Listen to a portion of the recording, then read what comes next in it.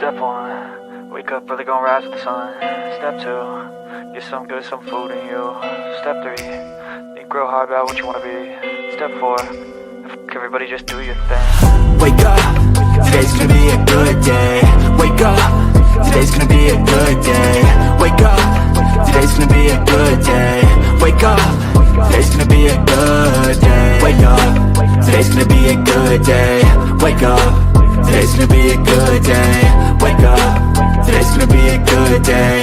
Wake up, today's gonna be a good day. Yo, set your affirmations, aspirations. I got shit to do, the aftermath of preparation. Good food, good mood, blood in circulation. One step at a time, yeah, that's how you make it. Set a goal you control and the steps you take them. I try to pick one thought, have some concentration. And if I make a mistake, it's called education. I try to do this every day, call it replication. Wake up, today's gonna be a good day. Wake up, today's gonna be a good day. Wake up, today's gonna be a good day. Wake up, today's gonna be a good day. Wake up, today's gonna be a good day. Wake up, today's gonna be a good day. Wake up, today's gonna be a good day. Wake up, today's gonna be a good day. So life ain't easy, yo, I think there's a reason though. Ups and downs, just like every different season, yo. Sometimes I'm high, other times I'm barely breathing, though. I always gotta fight and hide from the demons, yo. Negative thoughts are poison, they rot. Head full of flaws, so here come the clouds. They'll never stop unless I can swap all the bad for the good in my head when I'm lost. Yeah, so I'ma fake it till I make it. Positive thoughts are overtaken, I got patience. One day at a time is how you operate a cadence. A flow, you grow, you show yourself a foundation. Stay away from all the shit that causes temptation. I know that I like to do it cause it's sensation. I live my life in my head like a narration. Don't expect greatness, do my best, man, I'll take it. Wake up, today's gonna be a good day. Wake up, today's gonna be a good day. Wake up, today's gonna be a good day. Wake up, today's gonna be a good day. Wake up, today's gonna be a good day. Wake up, today's gonna be a good day. Wake up, today's gonna be a good day. Wake up, today's gonna be a good day. Wake up, really gonna rise with the sun. Step 2, get some good, some food in you. Step 3, think real hard about what you wanna be. Step 4, everybody just do your thing.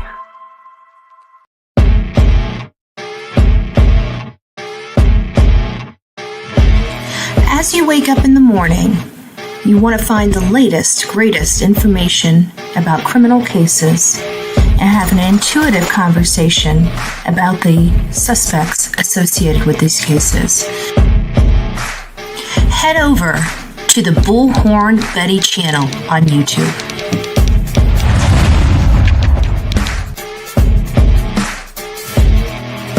Get breaking news right here on the Bullhorn Betty channel. Welcome to the Bullhorn Betty Coffee Club. Enjoy your stay and enjoy your day.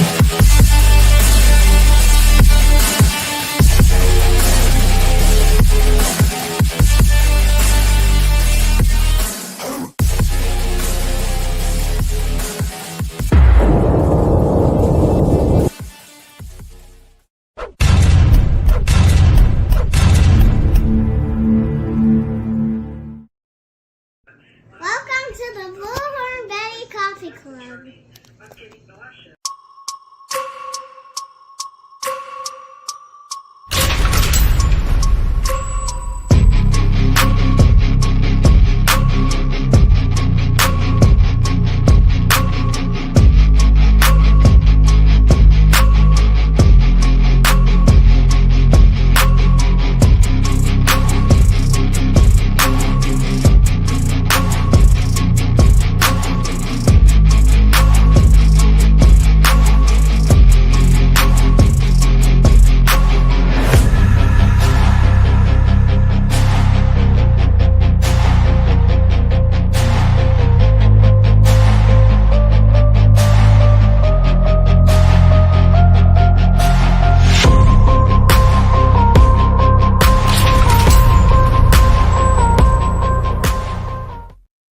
Well, hello, my beautiful people of YouTube, I decided to make myself a McBetty. This has Kentucky Legend ham on it, real aged cheddar, and of course, an egg. And I gotta tell you, McDonald's has nothing on the McBetty. Mm.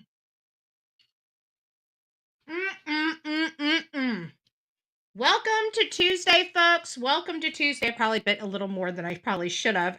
I was only meaning to take a small bite for you guys. Don't mind me. I'm okay. I'm okay. I'm not choking over here. Not choking over here. I hope everybody is having a great Tuesday so far. Oh, good gracious. Too big of a bite. It was only for demonstration purposes. I guess I knew that was going to be the last bite of the morning, so I decided to devour it. To devour it. Many of you guys don't know another case that happened. Some of you guys do, some of you guys don't. That happened on the same day Sebastian Wayne Drake Rogers. What does it say? Chris was terrified Betty would show up in front of their house with the bullhorn. That's why they fabricated the lie. I believe that because it was coming on the backs. But hey, you know what? It doesn't matter. They lied under oath. It's going to be flushed out at you can't violate people's rights and expect it to pass legal muster as it goes up the food chain. So I'm not really worried about it. It's just going to take a long time to get there and a lot more money than it should have been. And shame on everybody involved in it. And I mean everybody. So there was another case that came out that happened on the same day Sebastian Wayne Drake Rogers happened, and it's the Madeline Soto case.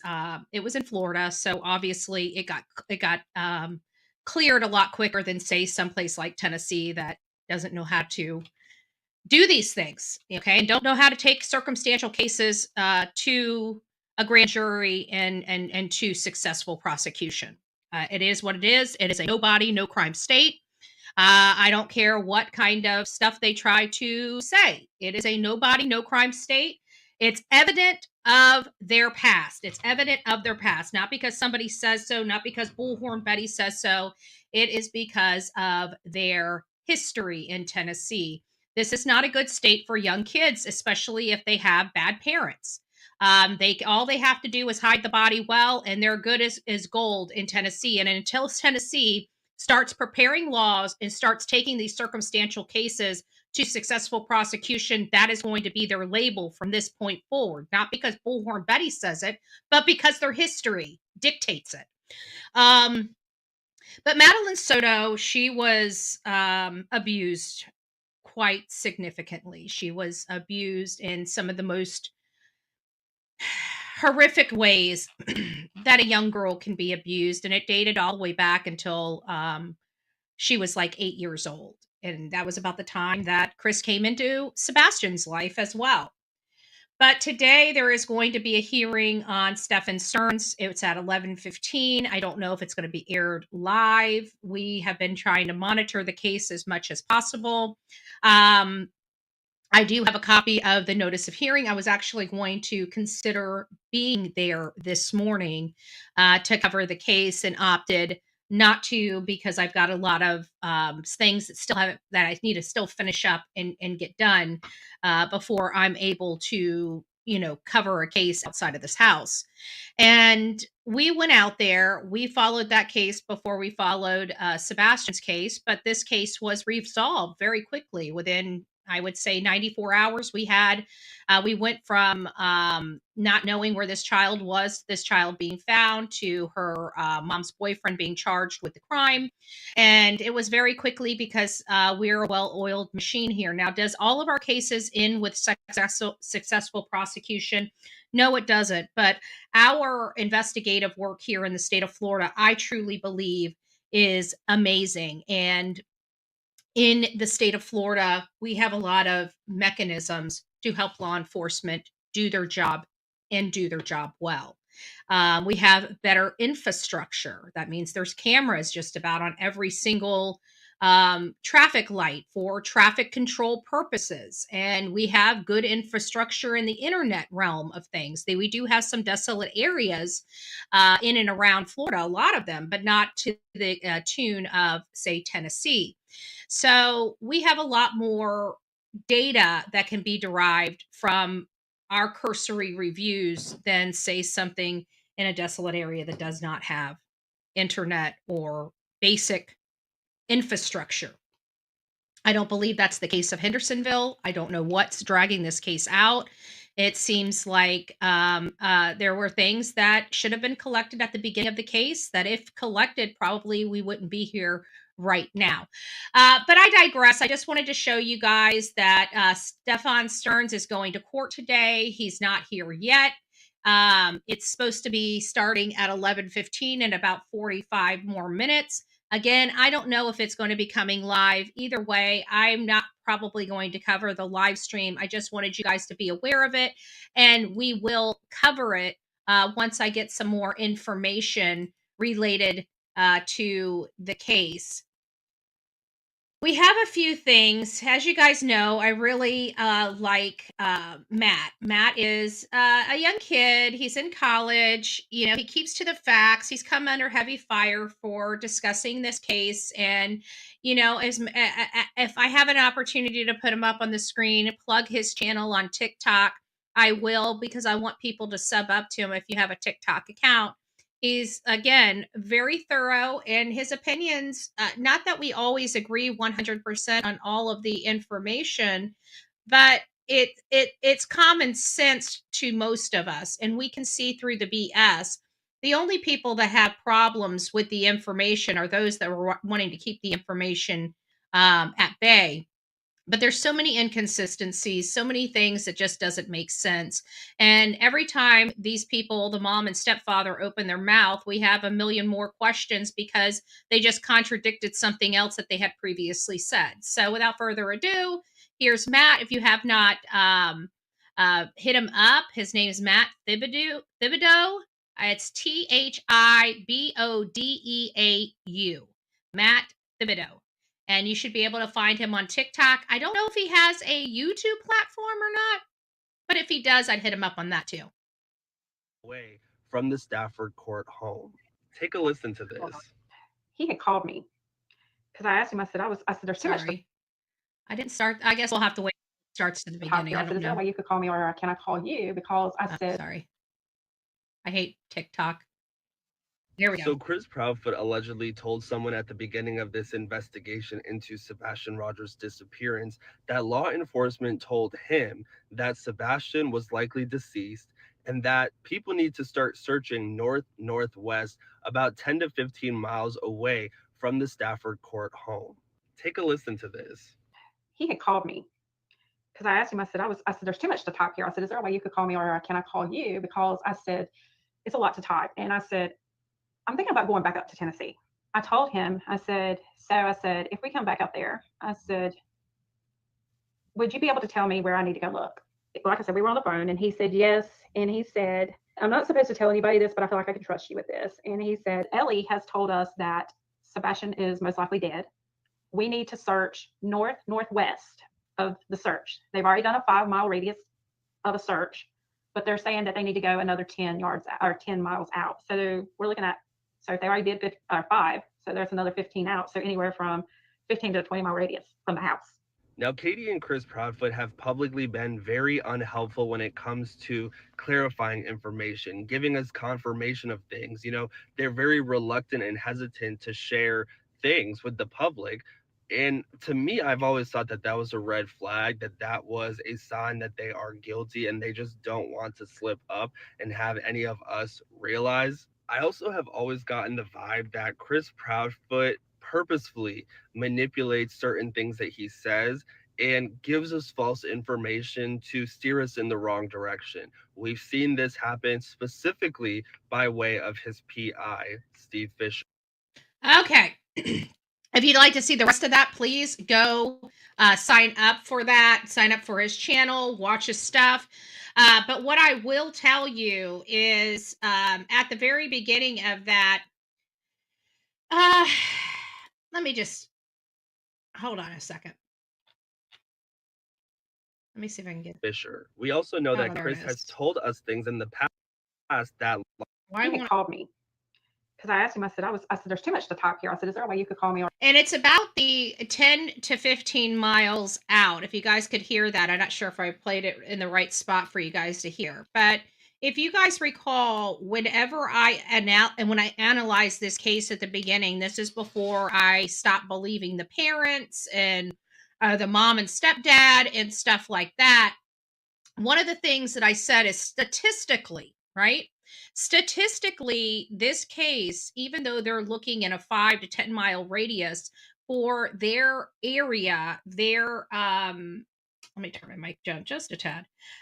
For their area, for their environment, and for the terrain out there, I specifically said the statistics will dictate a radius around the home 20 miles or less. And so I want to tell you that these are statistical assessments from a lot of different work, not my statistics. Obviously, I don't do statistics, but I review a lot of statistics, and I review a lot of statistics when it comes to missing persons or deceased persons, because you have to understand what the majority is to have an idea of where the most probable path forward would be. And at the end of the day, the statistics tell us that this child would most likely be within a 20-mile radius from his home, ground zero. The statistics also tell us that this child, being autistic, has a greater chance of being harmed by his parent or caregiver than any other person. So we have a lot of statistics that identify certain things. And of course, you've got law enforcement that has allegedly told Chris Proudfoot at some time in the past, closer to the time that he disappeared, that he is most likely deceased. And I find that ironic because it seemed like Chris was the predictor of that the morning of, or the afternoon of February 26th, when he asked Seth, what are they going to do if it goes south? That is a very unnatural conversation topic for anybody missing a child, especially in the infancy of the search. That is such a weird thing to say. So what I'd like to do is I've got, as I said, it's going to be a very busy day. Many of you guys don't know, but I am up to my eyeballs in work. I had to get up extra early this morning just to mow my yard. And I'm still in the process of working through a lot of stuff. And I'm also looking at a major timeline that we need to produce and put together.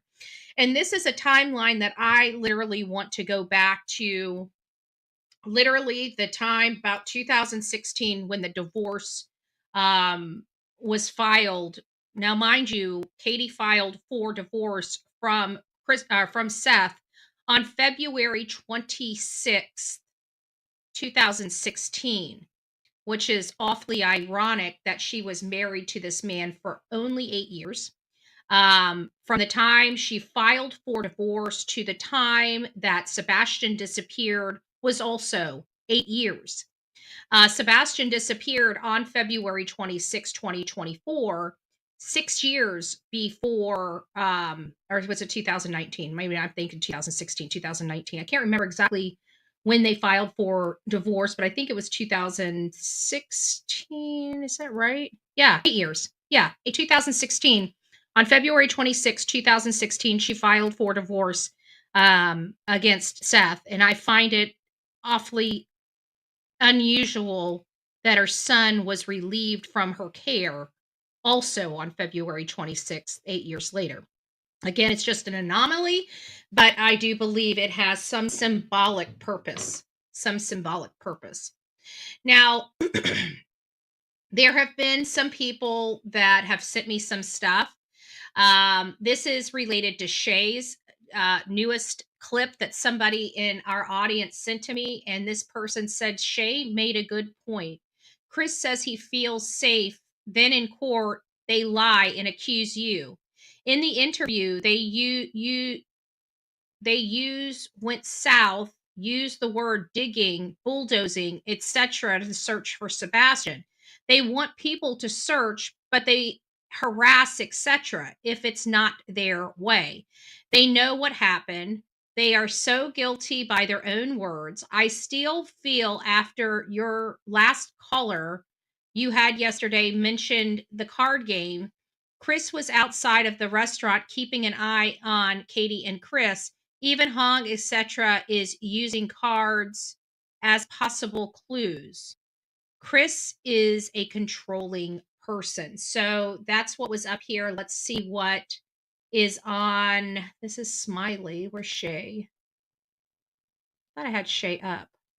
Do I not have Shay up? Okay, here it is. So let's listen to this. It's only like 3 minutes and 30 seconds.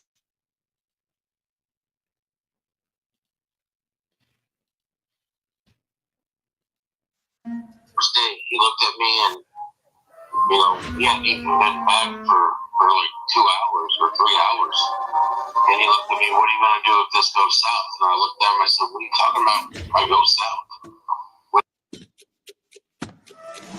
On the first day, he was wanting to know what Seth was going to do if it went south. Oh boy! And I don't know. I don't know what to make of it. I don't know what the billboard thing to me is completely crazy. I know that he likes to discredit the reward fund. Even if he thought that, I don't know why. I don't know why he would do that. I have no idea. Because he's a little bitch. Anyway, thank you, Josh, for inviting me up on the platform. Chris, you're a little fucking bitch. All right? My son was a bigger man than you. He still is a bigger man than you. And I agree. His manners was on par, unlike Chris's. Facts. Do you and Katie actually feel safe day to day? I would like to say for the most part.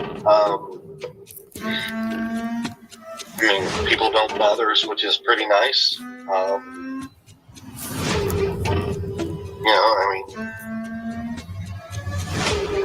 going to say yes, for the most part, we do feel safe.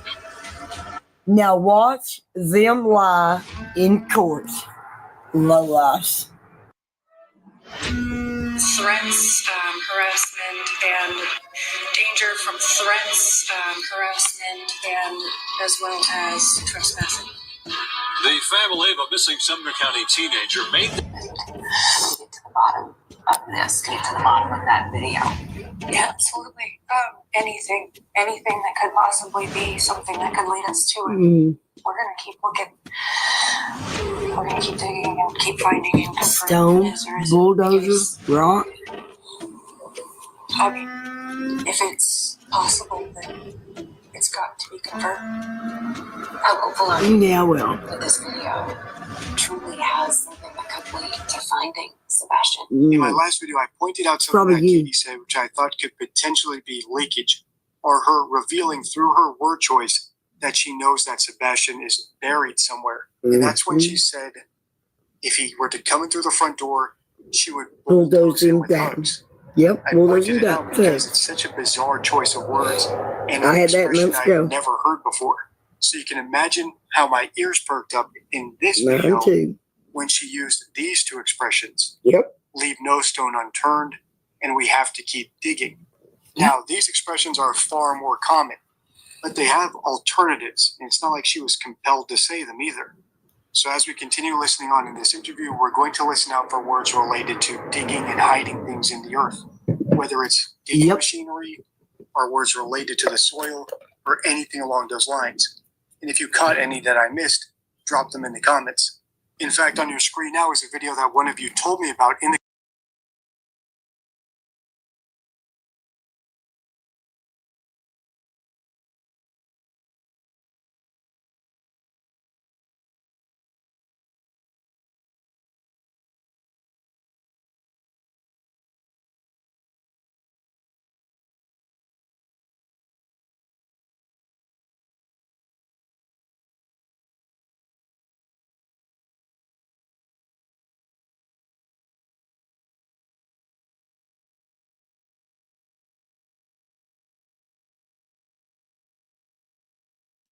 I'm muted. I'm sorry. I was eating. You guys didn't hear me. I just wanted to give a big shout out to Shay Safe Space for sorry. It's hard when you guys don't hear from me. Jeez Louise. I'm strolling in late. I only had 2 cups of coffee. Give me a break here. Give me a break. I'm trying. The only thing I can do is, put a pick line in and just, put it right to the veins. But we got to go down this way.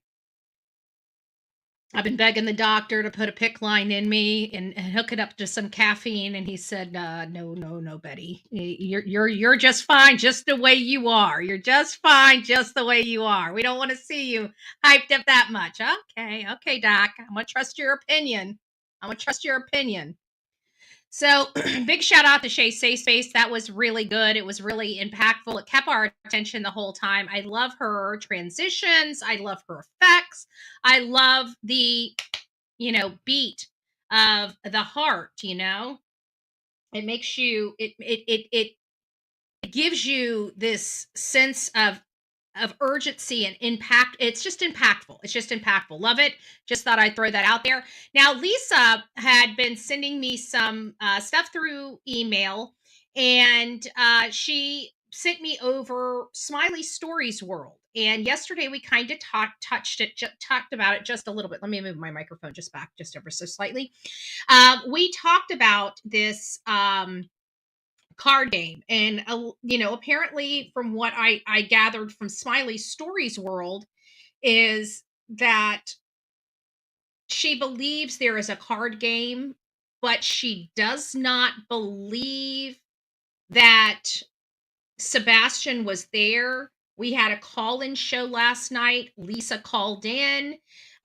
She started explaining the card game. She started explaining this event that happened that may have resulted in 2 people fighting, possibly Chris and Sebastian. Maybe that's how Sebastian got the bruise around his neck, because apparently there was a tussle of some sort. I don't have enough concrete information, but Lisa did bring up a valid point that Smiley does have contacts in there, because I'm basing my no, this didn't happen by the originator of this proclamation of a card game.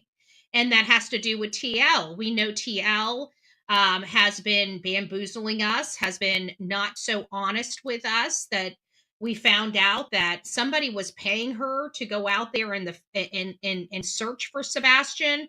As soon as those payments stopped, she stopped searching for Sebastian.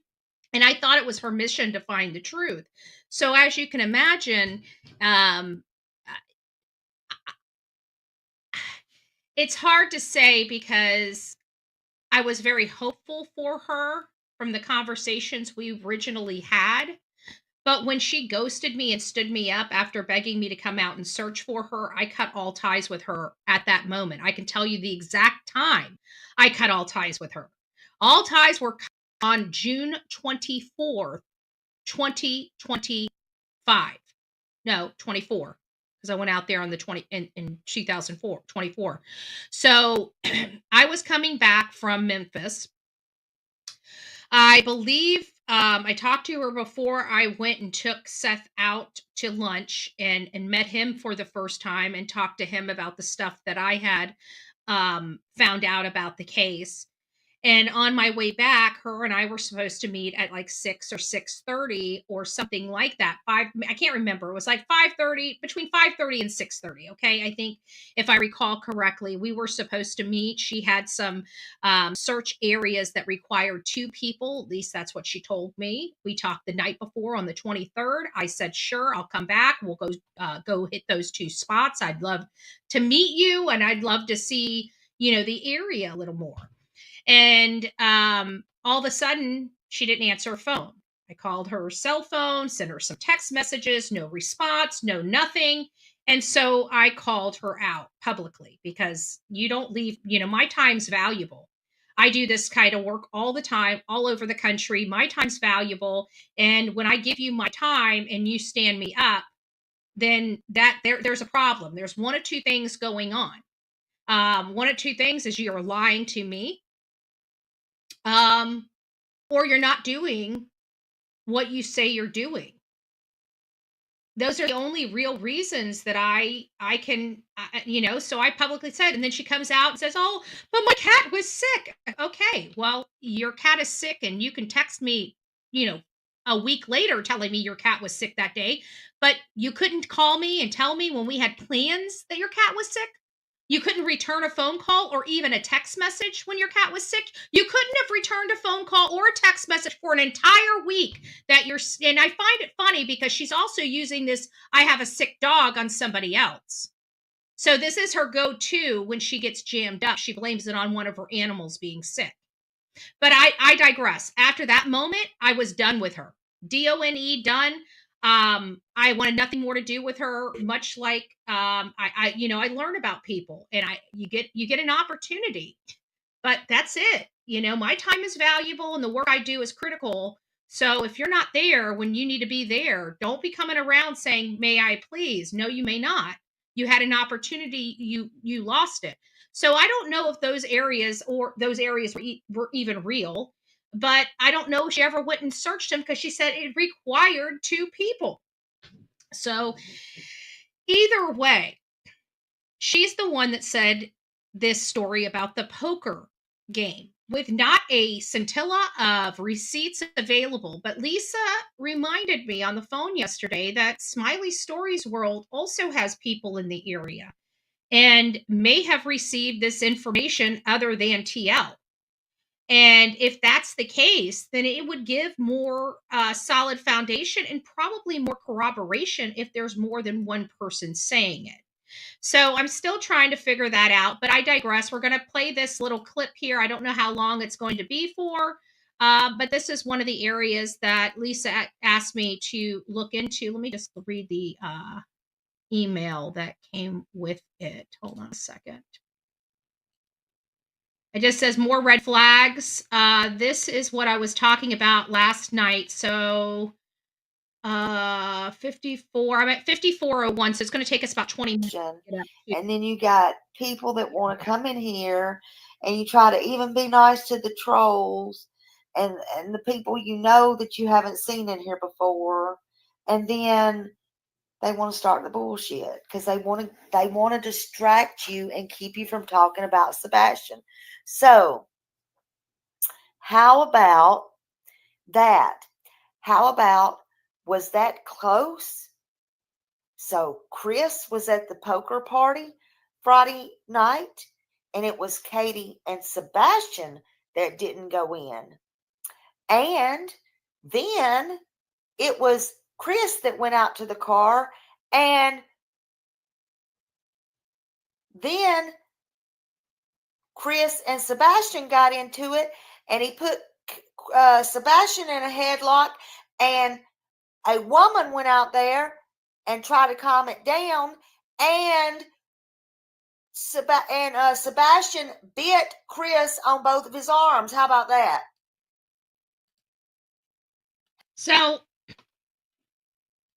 I'm not sure where this story came from for Smiley, but it's much different than the story we received or listened to from TL. So this kind of makes me believe that maybe there is something that Smiley knows about, that Smiley has, that Smiley's spoken to someone. This would kind of explain the bruise on Sebastian's throat that we saw in the optimism photo. This would also explain the alleged scratches and bite marks up and down Chris's arms, if this happened right before he disappeared. Now, we also have to take, now we don't know, for me, I have not been able to corroborate any of this information. Okay. If Smiley would love to inform me, I'll keep that information confidential. I don't need to, name drop or anything like that, but I would personally, as a content creator, want to know if there is another source other than Terry Lynn. That's really all. I don't want to know who they are. I don't want to know any information. I just want, if possible, Smiley to say, yes, this did come from another party. This is not from Terry Lynn. This is something that I corroborated, and I trust Smiley because I know that she's here for the right reasons. So I would trust that statement coming from her. I don't need to know who it is. I don't need to know where they live. I don't need to know what they say. I just need confirmation that this is a different person than TL that's providing this. Now, if this is true, this explains a lot of things. Like I said, the bruise on his neck. This also explains the markings up and down Chris's arm. But could this explain why Sebastian disappeared? Because let's face it, he was going into school quite a bit, telling his teachers about the unfair and the treatment he was getting at home. Is this why they were so concerned? Because they're in the fight for faith. They have CPS up their crawl. This is the fourth or fifth open case. They still had an open case from January that had not yet been closed. And if you know, Chris never came home the entire month of February. Was it so he could avoid the interview with the Department of Children and Family Services? Those are some of the statements I'm hearing from our audience in my emails, that's what they believe is the reason why he didn't make it home the entire month of February. At least where he stayed at the house, allegedly. I don't know. But this could explain a lot. What if they were terrified of him going back to school and telling them of this event where he was in a chokehold and had a fight to get away from Mr. Chris? Would that be enough to tip this case over the edge and deal with TL's daughter works for CP? I don't trust anything TL says. Her daughter doesn't even have a car or driving from the last time I heard. What kind of CPS worker doesn't have a vehicle? Just saying. I don't trust anything that comes out of her mouth. So we're hearing this. We're hearing this altercation. We're hearing about the bite marks. Maybe those bite marks truly were bite marks. But we're starting to hear a little more about this story that may or may not be true. I don't know. I don't know where the information came from. I'm hearing it and I'm listening to it and I get it, but I don't know where the information is being derived from. And we can't just willy-nilly say, oh, this happened and this is a fact. It might be an opinion. It might be speculation. It might be theorizing. But if it's fact, we need to know it's fact, and we can't know it's fact based on what we're hearing out there on the streets right now. That does not solidify that statement is a fact. So I would like to hone in on that just a little bit to find out if this is fact. Because this could really, really answer a lot of questions if true.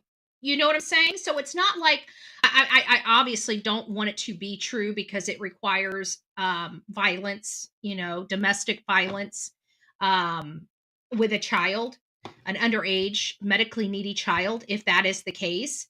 But again, it comes down to if this is true and this woman did see this headlock, why is Chris Proudfoot not in jail? Why is law enforcement not going down this lead to find out if it's true or not? And if true, put the handcuffs on him where they belong. That's my point. If somebody witnesses him having his stepson in a headlock, oh, Turkey Man, we still have you in all of our prayers. I'm so happy to see you here. I'm so happy to see your smiling face. Even though I can't see your smiling face, I see your name and I know you have a smiling face. So it's nice to see you. I hope everybody is doing well. I hope you and your family had a wonderful Easter. And I know you guys are still struggling, so we keep you in our thoughts and prayers daily. So thank you for being here. I know you don't have to be, but thank you for being here. So it comes back down to if these are true and there were witnesses, why that is clear physical child abuse. Okay? It's a felony to choke somebody. Okay? I just want you guys to understand that. This is a huge deal if proven. This could put Chris Proudfoot in jail for child abuse. So if we do know somebody that did witness this, they have got to come forward, not to YouTube, not to TikTok, not to social media.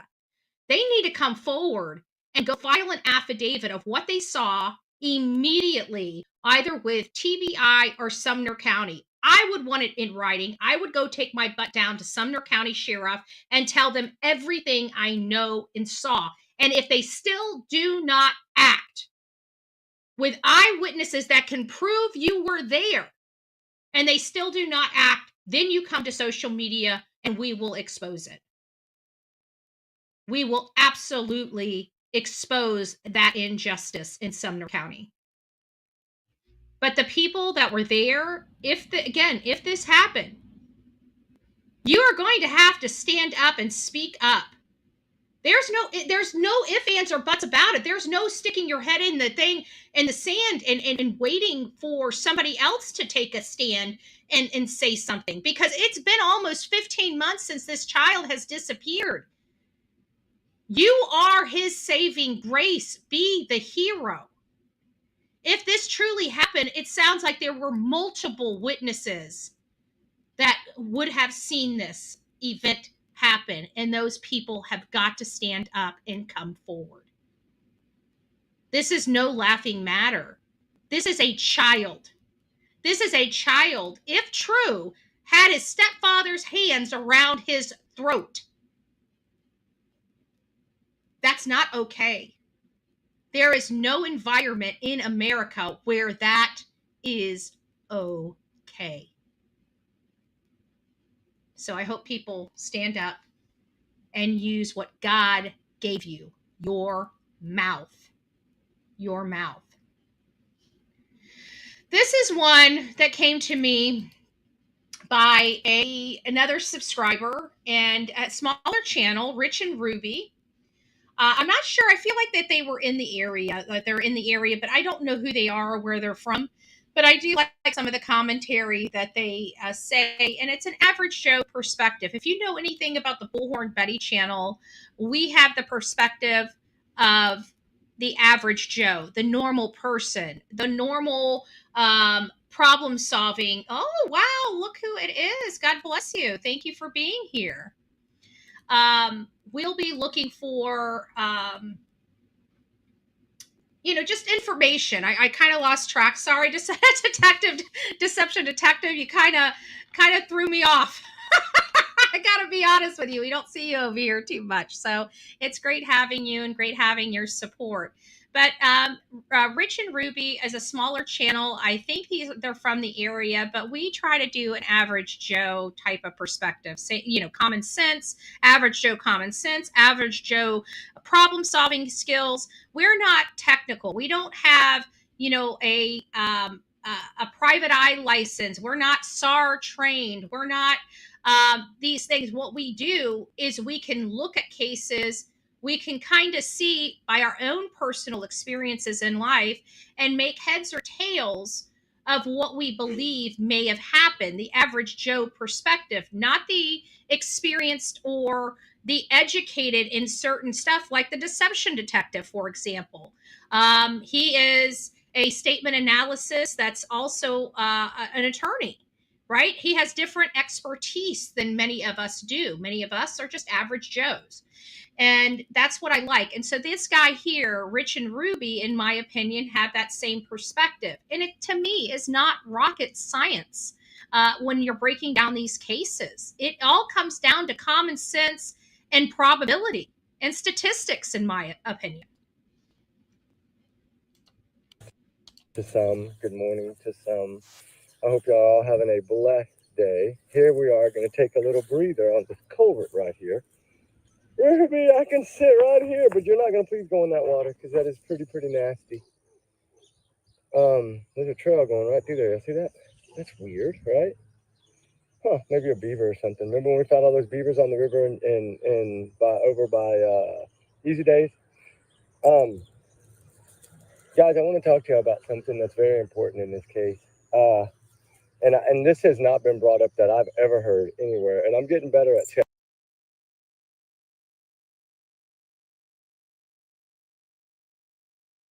I'm eating behind the scenes, so I mute myself. So you guys don't see me eating in front of the screen. But anyways, did I see Jules is getting married? I'm sending you my wedding invite. Oh, I can't wait to have it. Congratulations. Wrong one. Maybe that was the right one, depending on if you're a divorcee or not, okay? It might have been the right one, okay?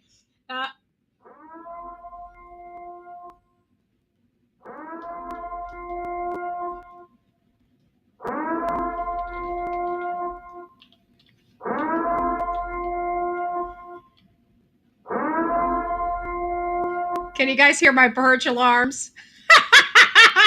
You know, Jules, you're not going to get away without me poking some fun at you. Well, congratulations. I can't wait to get the invite. God bless you. God bless you. We are a family around here, without a doubt. We are a family around here. All right. So this is Rich and Ruby. I'm just going to play it. I think I'm going to move in because he kind of talks a little bit. I think it's right about here, maybe. We'll listen. Or vanished, or whatever happened with Summer Wells. Don and Candace immediately, well, not immediately, they waited a few hours, but they called 911, remember? 911 was called to report her missing. And I've always wondered, because when you get out there, there's not a lot of good phone service. It's so rural that it's beyond rural. It's like off the grid, right? Where Summer Wells went vanished from is off the grid, right? Y'all would agree with me on that, I hope. It's off the grid. So with that said, let's go check this one out. I'm going to jump. I'm not that old yet. Watch them sticker bushes. Please watch. I have to be honest with you. I'm not that old yet. I'm not that old yet either.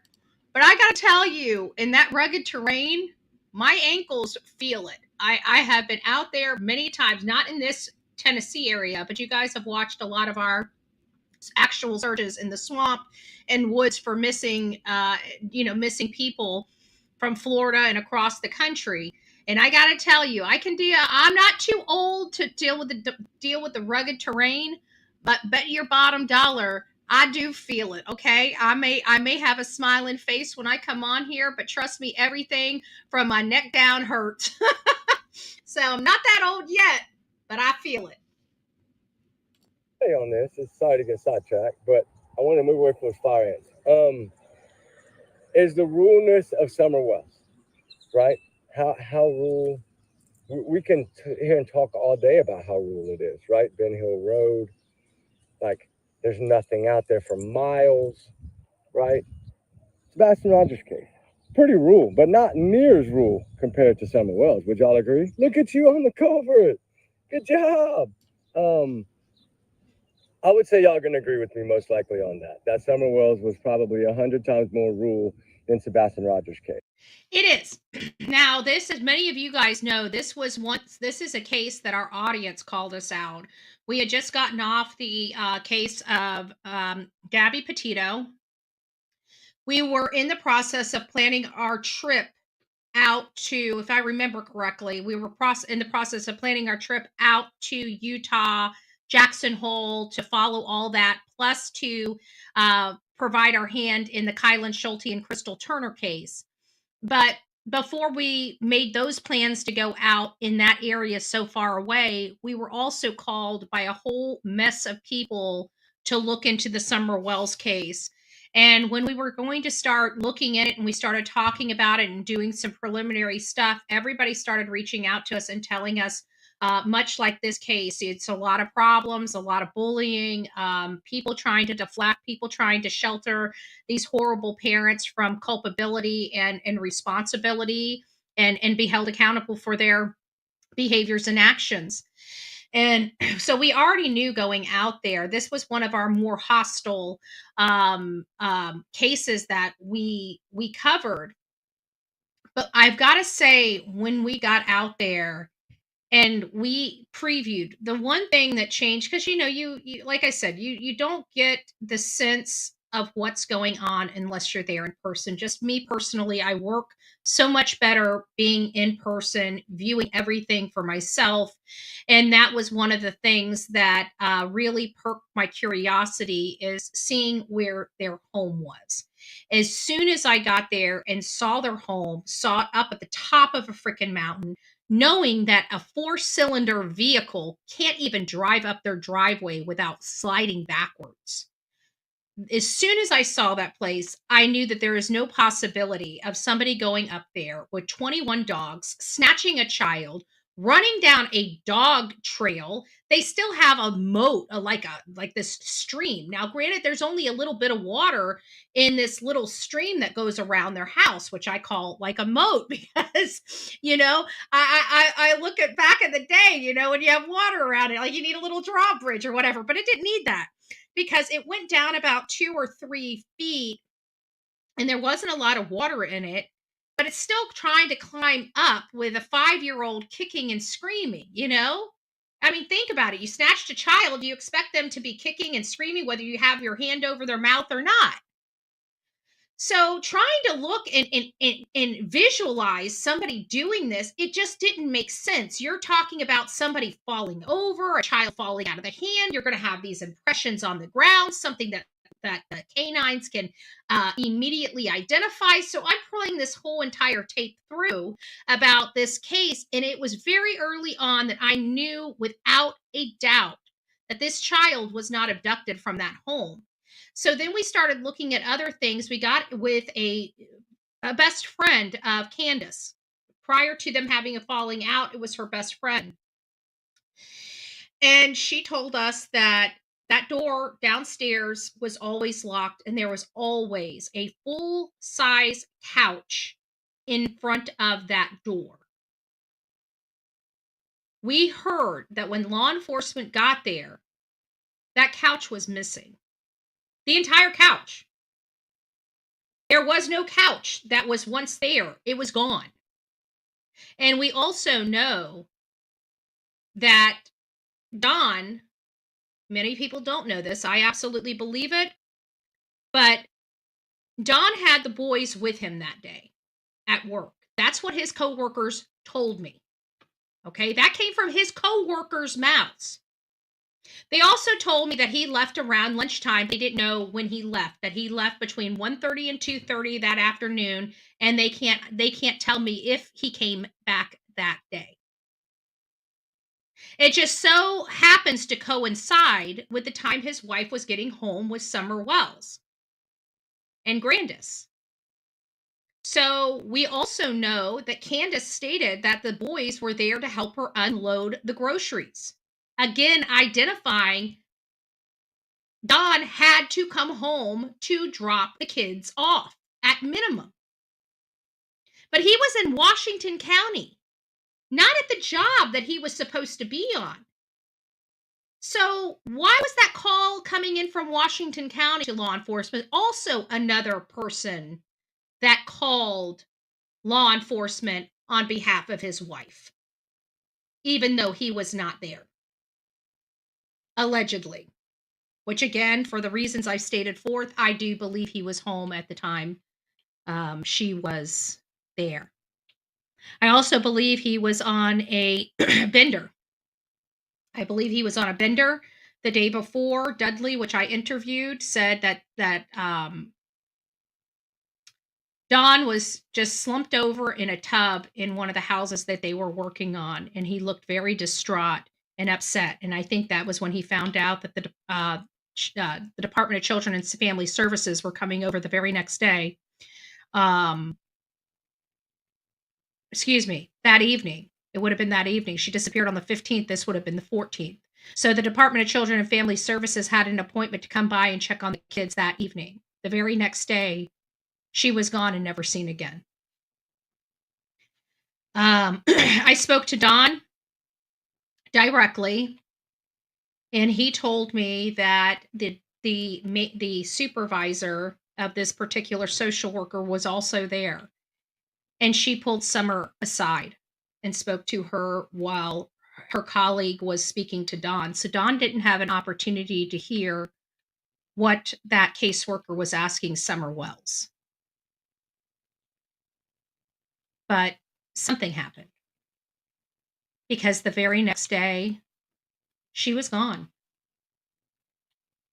He told me this story to try to imply, to make me look into the Department of Children and Family Services, because he was trying to imply to me that he believes they're the ones that took his daughter.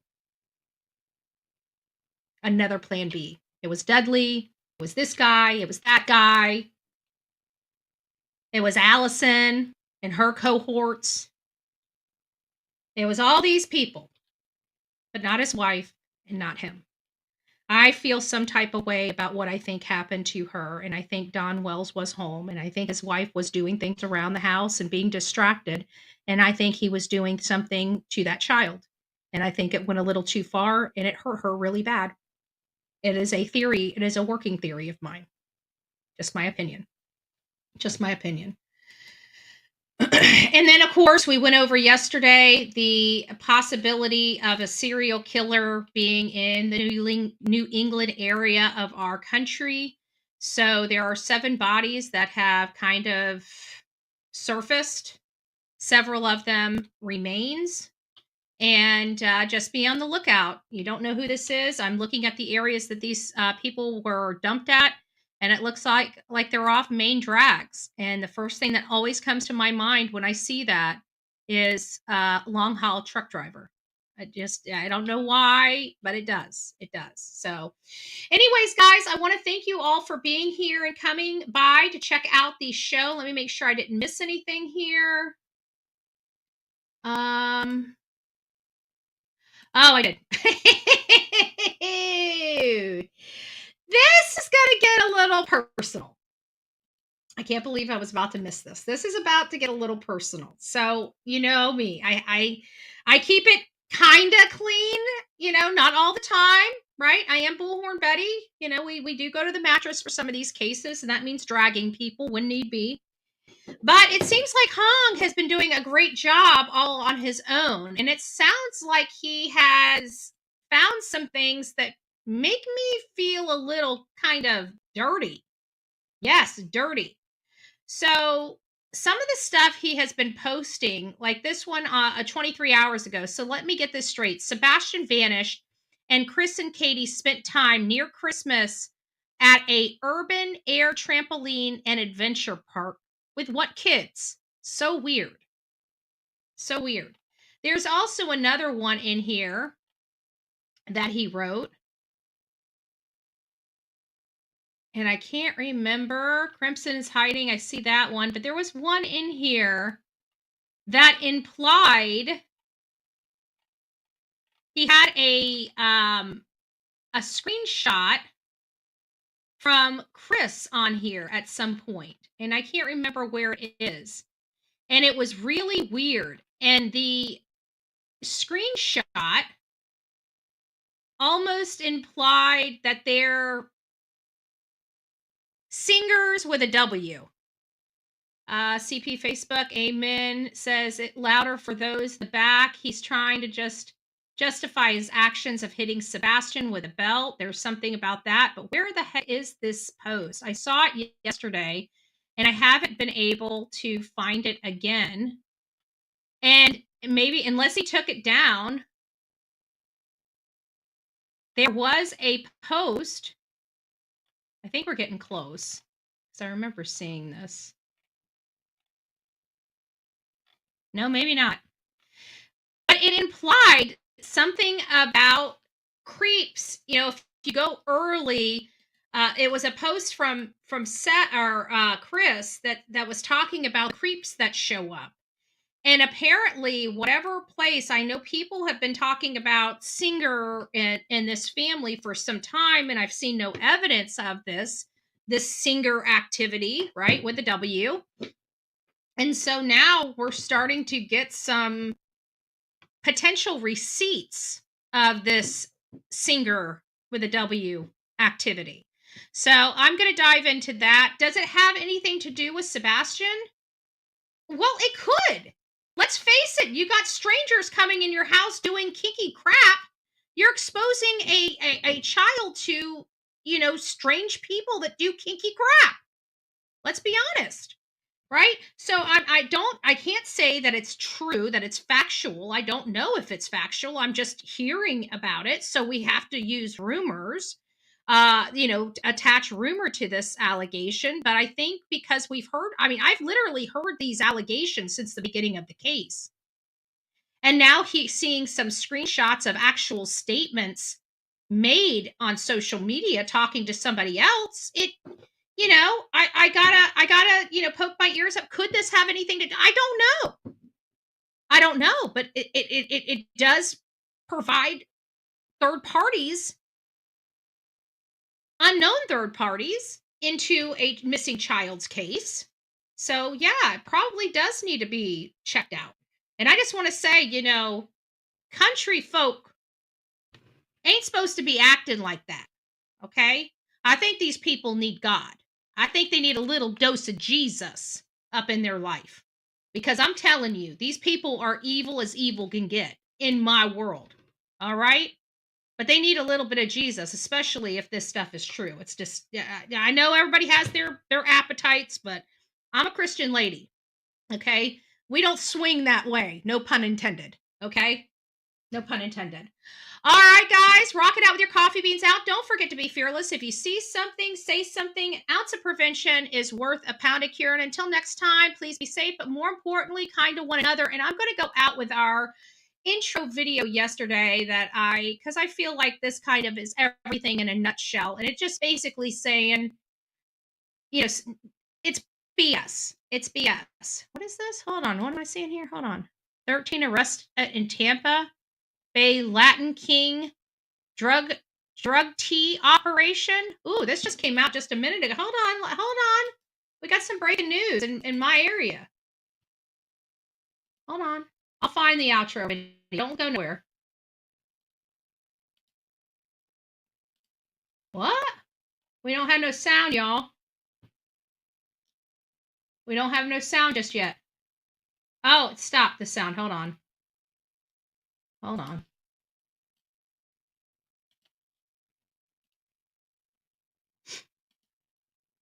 We got a kingpin arrest right in Tampa. This is good. I like hearing stuff like this. Get that crap off my streets. Destroyed my life, destroys a lot of people's lives. Lots of people's lives. Hold on, I just heard something going on. There is no sound. I have no sound, so we're not missing anything.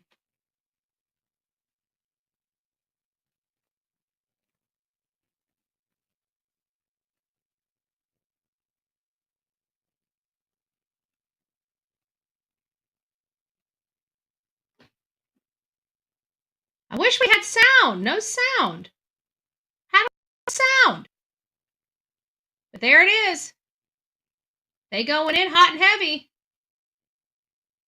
They got one. So there you go. And then we'll go out with the outro. Give me just a second because I've got some stuff that I've got to get done today. So let me go ahead and start kicking. Actually, just go out with the regular one. I'll see you guys back later this evening, later this afternoon. God bless each and every one of you. We will see you soon. From the East Coast to the West Coast, we are everywhere true crime is. We are asking for the public's help. We are searching in the woods. We are doing what it takes here on the Bullhorn Betty channels to find answers to the most alarming cases we have been watching on the news. I can tell you personally that I have traveled this entire country seeking these answers and bringing that content right here to you here on the Bullhorn Betty channels and Bullhorn Betty Crime Stories. We are happy with the work that we've done. We brought many answers to the public, and we have defied mainstream media in our pursuit of the truth in these cases. We will continue to work, we will continue to fight for these victims, and we will continue to tell their stories here on my channels. Welcome to the Bullhorn Betty brand of channels and the Coffee Club. Thank you for your love. Thank you for your support. And more importantly, thank you for allowing me to bring these victims' stories to each and every one of you, advocating for each of these victims. God bless you.